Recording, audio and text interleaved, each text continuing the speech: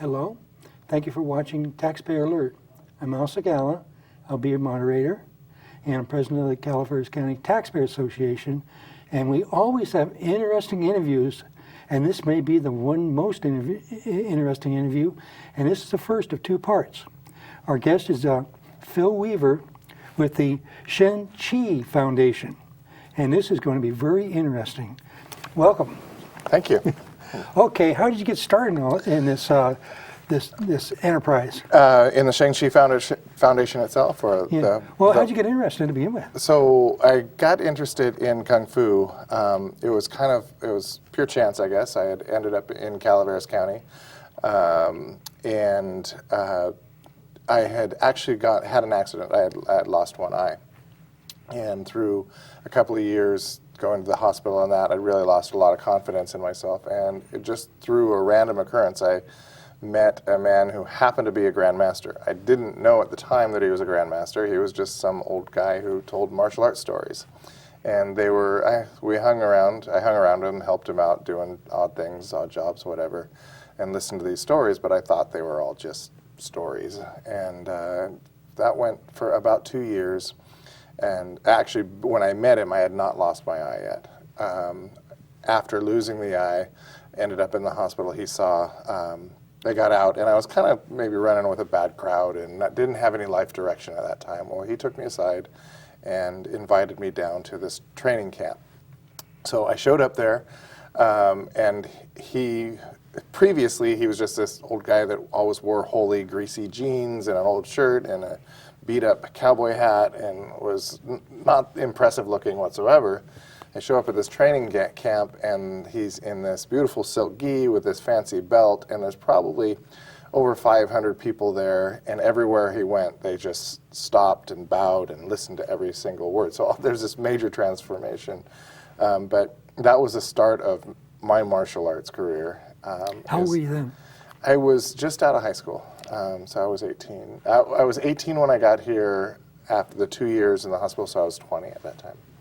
So yeah, and so he brought me in under his wing. I stopped hanging around with the bad crowd that I was with, which is good. They're all of those guys are actually gone. They're mostly deceased through their bad activities or in prison, and I went on to learn martial arts, get my black belt, become an instructor from there on, and start my own school, and then eventually on to start the Sheng Foundation. Now, is it in the Sheng environment where you met your wife, and also yes. She's also accomplished? Yes, she's a black belt also. She teaches alongside me. We did meet learning the martial arts, so yes. It's kind of coincidental. Our taxpayers group supports the Constitution, and we like to sponsor composition contests for kids and also training, and we had a Constitution class at your location. Right, yes. And I thought that was just fantastic. At the time I was in there, I saw the things on the wall, but I didn't have a slight idea what it was all about. Right, nobody does. Yeah. But I learned quite a bit. Yes. Now, the main reason why the taxpayers are interested in this is because you're bringing about some significant change that not many people know about, and it's very beneficial. You're helping people that have been in the criminal justice system with a bad attitude, change that attitude and develop self-esteem and develop a goal structure for their own lives and not go back to jail. Right. That saves the taxpayer money. Big money. And also, on the other side, we have a lot of people on the dole that on welfare. Yep. Their goal structures are shattered. They look forward to the next check, and that's about it. Right. As far as having a structured outlook and wanting to do something with themselves, it's really not there, and maybe even frowned on by their peers. Right. And then you've made changes in that field as well in Valley Springs. Yes, we have. And that also has a benefit effect on the taxpayer. Yes, they. I just looking at a few statistics. They say that the recent statistics on the welfare system, the public assistance system, is that that on average costs each taxpayer about $7,800 a year. And that's what anyone who pays the taxes, the average is. That's what the welfare system costs them. I don't know what the prison system is, but it's up there. Up there also, it costs $49,000 a year to keep somebody in the state prison. So, just taking one out of either of those systems is a big impact. It's not only that individual impact, but you see that when a person is on the public dole like that, that they're teaching their children how to do the same. And it's actually some of the resistance that we get is that we've had kids that, younger kids that we've got into our programs, and we teach them about hard work and discipline and all those things, and you mentioned self-esteem. I mean, that is critical to them moving into a job or going to school or whatever. So when they start changing, you do see resistance in the family. They're trying to train them to be more like them, to be on that. So they teach them how to get as many benefits as possible and all that. And we're taking them out of that culture into a completely new culture. That's interesting. It seems like you are masters of the mind-body connection. By that connection, you're helping their mind become well. It's a huge part of it. Yeah. It's a huge part of it. Also through training, there's a lot of psychology behind it. The training is a natural vehicle for personal development. So between what they get out of the mind-body connection and those things, there's just a whole lot of reasons why we're very successful at reaching them. How did you get started in Valley Springs? It was actually I had moved to Burson. That's where I had ended up, and that's actually where the Grandmaster lived. He ran studios down through the valley and that, and so he was in his later years in life, and he was actually had some ill health, and we decided to actually put in a school in Burson originally, just to be near him, just to have him a place near him where he could easily come in and teach, and that proved to be a good thing because he was just 5 minutes down the road, which meant he would come in each day, and it was fantastic for his health, and it also allowed us to get a lot of training that was not that only we got. So What was his name? Al Moore. Is he still alive? No, he passed away in 2002. Yeah. Well, it looks like if he were looking down at us now, he'd be smiling. He would. That was one of the big realizations that I had was actually at his funeral. And I mentioned that my life direction was changed through him. But at his funeral, over and over, men would stand up and say their life direction had changed, that they would probably be in prison or they would be dead had they had not had his influence in their lives. And this went on for hours and hours. They would just stand up, same story, over and over and over. And you just look at that one person touched so many lives and changed the complete direction of so many lives. And then those people, many of those, like myself, went on to do the same for more. So it's just like people going into the prison system or onto the welfare system is exponential. They teach that. We do the opposite. We teach them to get away from that. And when you teach one, that person wants to go out and share that knowledge, and they want to pass it on to others. So I understand you're a charity corporation. You're a nonprofit group? Mm-hmm. We're a 501c3, yes. Okay, we're a C4. Oh, okay, Yeah. good. Neither one of us can endorse candidates. Right, that's true. Uh-huh. One of the things that what happens with the youth and empowerment, What have you seen the effect on youth and what you've done so far? Well, so you have, depending on where they're coming from, you have several different situations. You have, when you're talking about youth that are just in a bad family environment, maybe they're in the foster kids system. You know, a lot of those kids are just, they're just survival is their only, that's all they're looking for. Right. They don't have a lot of hope in life. And when you give them something like this, something that they can work and achieve, and they see that they see the changes, the small change. One, it makes them feel good.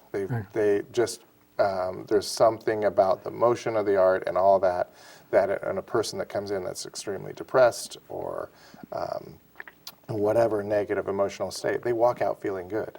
Yeah. And so those, they latch onto it because they've never had anything in their life that they could excel at, and now they find something that they can. So those are like kids in foster, and that when you have it just from a family situation that's just, you know, maybe there's drugs or alcohol going on, it's very similar. A lot of times you see in those is the eldest child in those families has been kind of the parent in the family, and those are the ones that we see excel the most because again it gives them something that they can improve their own self-esteem. You know, just through when you learn the art's is very sophisticated, very difficult to learn, and the approach is, when you first start to learn it, you're like, you can't get your body to move that way. And you think, it looks simple, you should be able to do it, you just can't do it. But then through instruction and trial, eventually they do it. So here they are, you know, it may be an hour after they started or before they thought they couldn't do this thing, and then they're doing it. That's a little self-esteem boost. Right. And then you continually do that, you know, a little self-esteem boost allows them to try something new, and it creates a cycle. They have the courage to try something new, the courage to get through it, they accomplish it, it builds more self-esteem, which gives them more courage, and around the cycle they go. And that's how self-esteem is built. This is a good part of it is about self-defense and protecting yourself. Which is another part of the empowerment. Okay, so it is what we call a fighting art. It is about it. You know, if somebody attacks you on the street, it's not a sport. It's a discipline. And most of the martial arts that have been brought to this country have turned into sports. And the reason is that's because Americans like sports, right? Like kickboxing and that sort of thing. Exactly, those are all sports. Okay, this is not that. This is not where you're competing against another person. You're competing against yourself. You're constantly trying to improve yourself, and that has some really big intrinsic differences. Okay, now most of these youths have seen violence. Yeah, they're in violent situations. Violence is not uncommon in their lives. and fear. And yes, absolutely, fear. So when we're teaching them, they can see that they can actually learn to defend themselves. So which takes away that fear. Yeah. And when they learn how to do that, they're not as reactive. They learn more self-control through doing that. So it may seem backwards to be teaching them how to fight, but it's effective in actually making them more passive and calming them down. Yeah.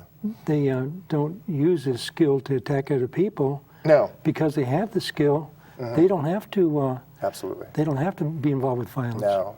And once they start to understand that they have those skills and that they really don't want to. Yeah. They are so averse to any type of violence at all. We've never had a problem with them going out and wanting to use it. Now, one of the topics that we have, motion creates emotion.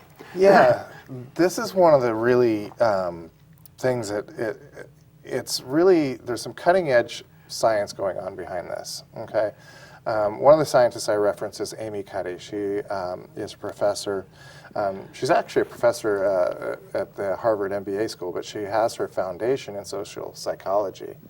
And she's got some great talks on this, and there's some scientific papers on it you want to read it, but if you really want the overview, she's got a TED talk on it about.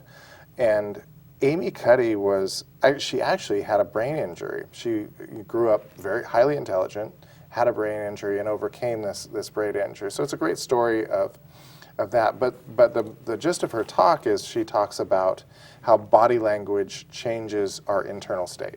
Okay, so if you look at, and I always take like the teenage kids, you see the teenagers and they're mopey and they kind of trudge across the floor and all that, and I'll make them do that. I'll say, okay, drop your shoulders and kind of lift your legs and trudge across the floor, and I'll make them walk that way and say, how do you feel?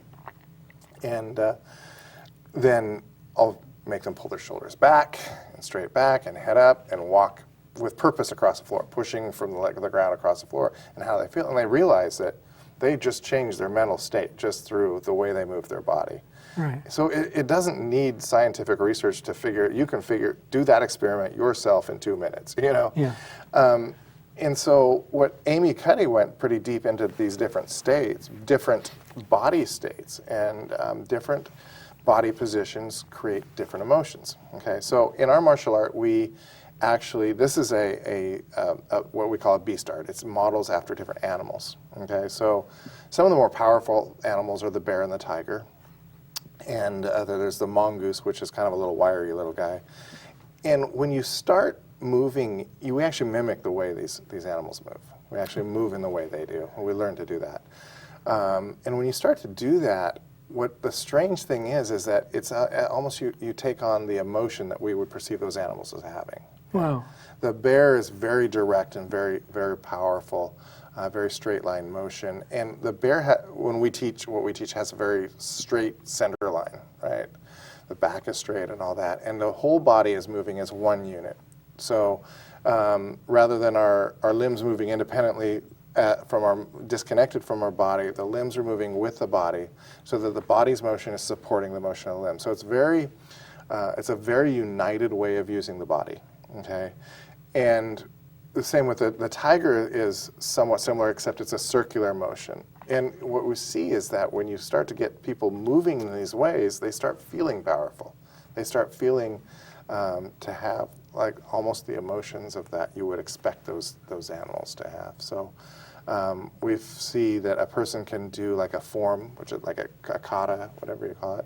They could feel terrible. They walk in, do a kata, and then all of a sudden they feel fantastic. That's called a kata? We call it a form. In a lot of arts, they call it a kata. It's just a sequence of movements. Okay. Mm-hmm. So it completely changes emotional state. You have a process of bringing the person into the body through certain things. Yes. Okay, how does that work? Okay, there's several things involved here. One, when you have somebody who's in a negative emotional state, somebody who has just been like in a bad situation or in prison or addiction problems or whatever, and we all do, we've all experienced the repetitive negative thoughts. Okay, and when you get into that thought pattern, they just kind of keep cycling, right? Or if we experience stress or anxiety, all those things, the way to combat those is to bring it out of the head and into the body. Okay, and becoming more body aware, and the breath does that. Meditation practices use the breath to do that. Developing proprioception. So when you're actually learning the art, you're learning to coordinate the body in very specific ways, very difficult to coordinate ways. You cannot have those negative thought patterns because you're concentrating so much on how to move your body properly.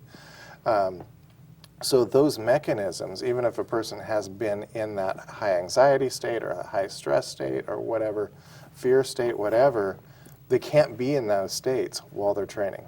It's just impossible because you're so concentrated on the body and then the breath and that. So even if they return to that state sometime afterwards, and they generally won't right away, but it will eventually come back, they get a reprieve. Yeah. They get a reprieve from that negative state, and then they'll remember what it feels like to feel good like that, which I haven't felt good, in a long time. So when they remember it, they go, oh, all I got to do to feel good again is just go do some more of that stuff, Yeah. Yeah. That's right. So what happens is a totally life-changing experience. It's almost like a religious experience. Yeah, it's definitely it is life-changing. You could call it a religious experience. It's it's transformative. It's funny, you see, especially angry young men, guys that are just 20-year-olds that are just angry. We're all and this is especially, you see this in like alcoholic. They're into booze or drugs or whatever, and they come in and they'll be in this negative state, and and before they walk out, they're like, I just feel good. Yeah. And they always walk up to me and say, I can't explain it, but I have this good feeling. I'm like, I know. That's just, Of course, this gives you a good feeling too. It does. Because you're helping. How many people do you think you've helped since you've been there? Oh, I have no idea. We've been doing it 20 years, hundreds or thousands maybe. And now we're actually scaling to the web. We actually have this online, and we're seeing the same results. So I signed up to the program. Did you? Good, yeah. So we've got... It's free. Yeah, it is. It is. We've got 32,000 registered members online, and I don't really know exactly how many. I know at least several thousand are active because I get emails constantly about, and I get the same sort of things. Oh, this makes me feel so good. I got a couple times I've gotten emails from like a young girl that had been locked in her room because she was so depressed and hadn't ventured out into society. Somehow she ran into us online. Somehow she stumbled onto it. She started doing the exercises, and then she emails me. She says she went out of her house for the first time and starts feeling good. And so I get emails like that all the time, but I have no idea how many of them are out there doing that. Wow. And the public, so much of the public is just totally unaware of what's happening right in their own community. Yes. Now, if I wanted to get started in this, and I came to your studio, what would happen? What do I do? We do 2 introductory lessons, and those are one-on-one with an instructor because we want to ease the person into it. We don't want to throw them into class not knowing anything. So there's that little introductory period of just the 2 one-on-one. After that, then generally they'll go maybe in a small group, getting used to it, and then eventually go into a beginning group from there. So there's an orientation. And then from the beginning group, you have different levels. I guess there are different belts. Yeah, I think if I count them, I think there's 13 different belts up to black, and then 7 beyond that. So. Oh wow. Yeah. Many people get up that high? No. The old man did, huh? He did. It's about a 30-year journey. Oh wow. So to go from beginning to end. So there's a lot of philosophy involved with that, as well as psychology. There is. Mm-hmm. Yes, my wife, when we were first married, she was going to college, and she didn't know what she was going to major in, and she decided on psychology. And the old man, the grandmaster, he came in and asked her, "What are you majoring in?" She said, "Psychology." And he said, "You won't need that. You'll learn more psychology here than you'll ever learn in school." So, and it turned out to be true. Mm-hmm. I just thought of something. I opened a Chinese fortune cookie the other day, and I must have opened thousands and thousands of them, and don't remember any of them. This one I did remember. It was different than all the other Chinese fortune cookies. And what it said was, wisdom is always based on truth. Right. How simple. What a sentence. Yes.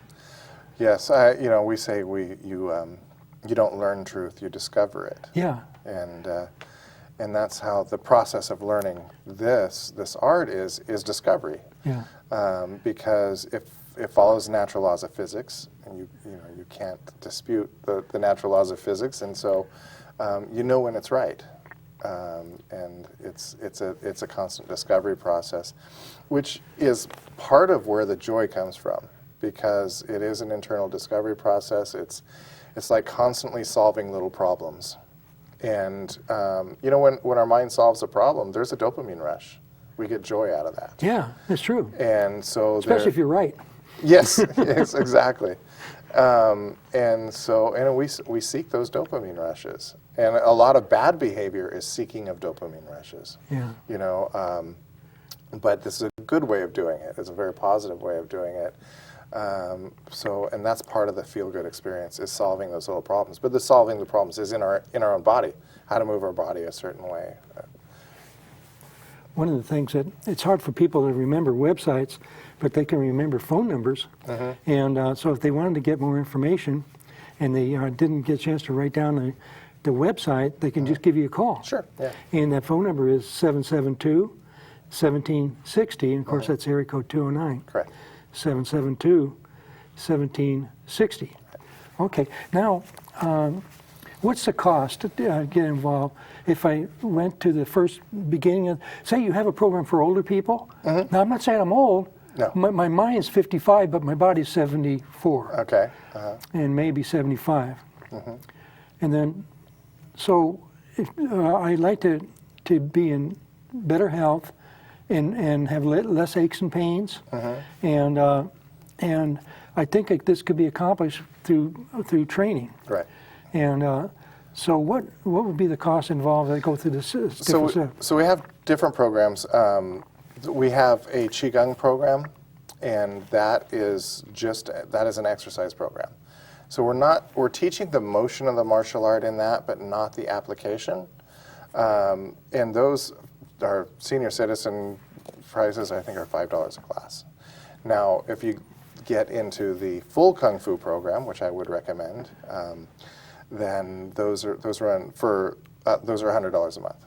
And with the Sheng Foundation, that's what we're sponsoring, is the youth into those programs.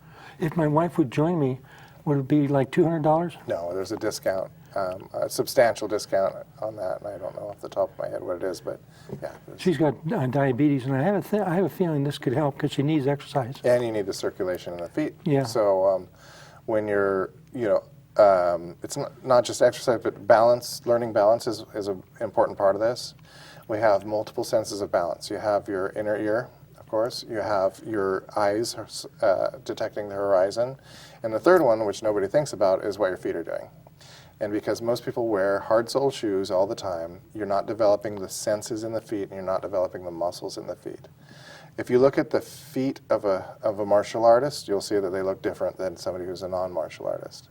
As a matter of fact, I went into a shoe store to buy some dress shoes once, and I was embarrassed because I didn't know my shoe size because my feet kept growing. Wow. And so it was an older guy that was selling the shoes, and he said, "What's your shoe size?" And I said, "I don't know, my feet kept growing." And he said, "Oh, you're a martial artist." I said, "How'd you know that?" And he said, "There's only two types of people that the feet kept growing. There's ballet dancers or martial artists." And he said, "You don't look like a ballet dancer." So, Oh, that's really something. because if the muscles keep developing in the feet, your feet actually get larger. I don't know if that's a good thing, but they do. Now, how many shoe sizes did you grow? About 2.5. Oh, wow. Yeah. Well, I tell you, this is an excellent information that you share with us, and this is the first of two episodes. Okay. The second one will get into some other important things. So if you've watched this one, you don't want to miss the next one. Thank you so much for being our guest. Thank you.